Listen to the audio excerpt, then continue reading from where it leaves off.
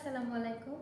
আজকে আমরা দেখে নেব ইন্টারঅ্যাক্টিভ ফ্ল্যাগ প্যানেলে নোট 3 এর আরও কিছু ফাংশন। সো আজকে যে ফাংশনগুলো আমরা দেখব সেটা হচ্ছে কি মোর রিসোর্সেস, রিসোর্স লাইব্রেরি এবং ব্রাউজার কিভাবে ওপেন করা যায়। সো মোর রিসোর্সেসটা এক্স্যাক্টলি কি?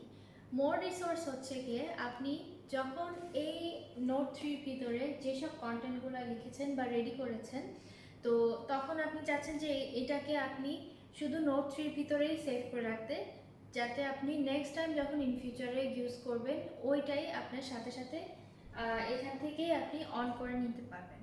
সো চলুন দেখি যে কিভাবে রিসোর্সেসগুলো ওপেন করা যায়।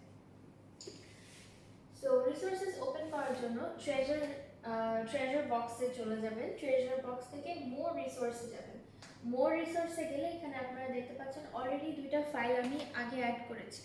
সো ইজিলি আপনি এখান থেকে অ্যাক্সেস করে নিতে পারবেন।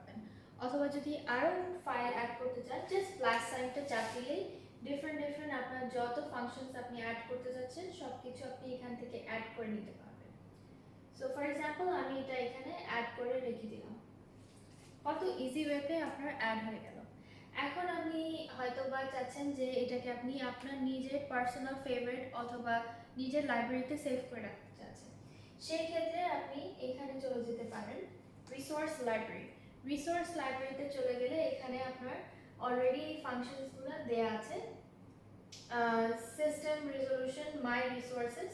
সো আপনি মাই রিসোর্সে গেলে আপনার কন্টেন্টগুলো এখান থেকে অ্যাক্সেস করে নিতে পারবেন। এখন মাই রিসোর্সে আপনি কিভাবে অ্যাড করবেন? অ্যাড করার জন্য খুবই ইজি, জাস্ট প্লাস সাইনটা চাপ দিলে এখানে চলে আসবে। সো ফোল্ডারের নাম আপনি চেঞ্জ করে নিতে পারবেন। ফর এক্সাম্পল আমি ফোল্ডারের নাম দিলাম নোট। নোটে দেওয়ার পরে জাস্ট এটা চাপ দিলে ক্রিয়েটেড সাকসেসফুলি, ওকে দিলে সাথে সাথে দেখবেন যে এখানে নোট চলে এসেছে। সো নোট ফোল্ডারের ভিতরে এখন অ্যাট দিস মোমেন্ট কিছু নাই, বাট আপনি যদি কিছু অ্যাড করতে চান আপনি সেখান থেকে অ্যাড করে নিতে পারেন। এখান থেকে আপনি ইজিলি অ্যাড করে নিতে পারেন। সো এটা গেল মোর রিসোর্স। তারপর আসছি আমরা যে কিভাবে ব্রাউজিংটা ওপেন করা যায়। সো ব্রাউজ ওপেন করার জন্য জাস্ট এখানে একটা ম্যাগনিফাইং গ্লাস আছে, এটা করলে গুগলের মাধ্যমে আপনি কন্টেন্ট নামানো, পিকচার্স নামানো এগুলো ইজিলি করতে পারবেন। ফর এক্সাম্পল আমি এখন যদি কোনো কিছু নামাতে চাই, লেটস সি কিভাবে এখান থেকে নামানো যায়।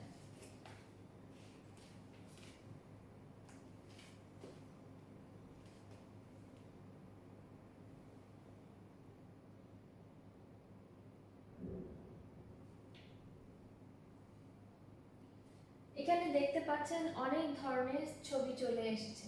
সো আমি এখন যেটা করতে চাচ্ছি, আমি একটা যে কোনো ছবি আনতে চাচ্ছি। সো আমি এখানে জাস্ট ড্র্যাগ করব, ড্র্যাগ করে এখানে ছেড়ে দিব।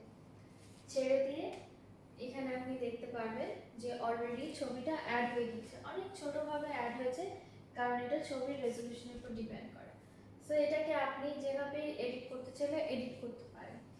এখানে ডিলিট করতে চাইলে করতে পারেন, ক্রপ করতে চাইলে ক্রপ করতে পারেন, অথবা এখানে আপনি যদি কিছু লিখতে চান সেটা করতে পারেন।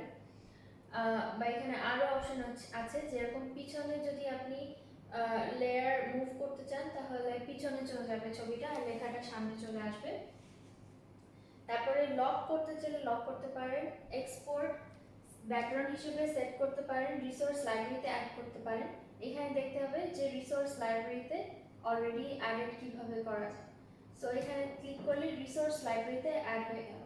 তারপর বাকি অপশনসগুলো সেই আগের মতনই আছে যেরকম ছিল। সো এখন একটা জিনিস আমরা দেখে নিব ব্রাউজিং এর মধ্যে।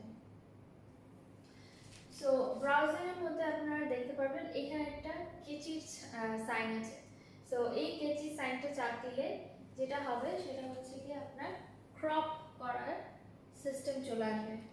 আমি এটাকে ইজিলি ক্লিক করলে জিনিসটা সম্পূর্ণ ক্রপ হয়ে এখানে চলে আসবে।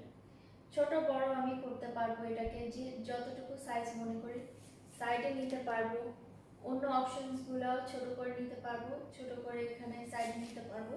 সো আমার জায়গা অনেক সেভ হয়ে যাচ্ছে। সো এই অপশনসগুলো আমরা দেখে নিলাম যে কিভাবে ব্রাউজ ওপেন করা যায়, কিভাবে রিসোর্স লাইব্রেরি ওপেন করা যায়, অথবা আরও রিসোর্সে কিভাবে যাওয়া যায়। Thank you so much.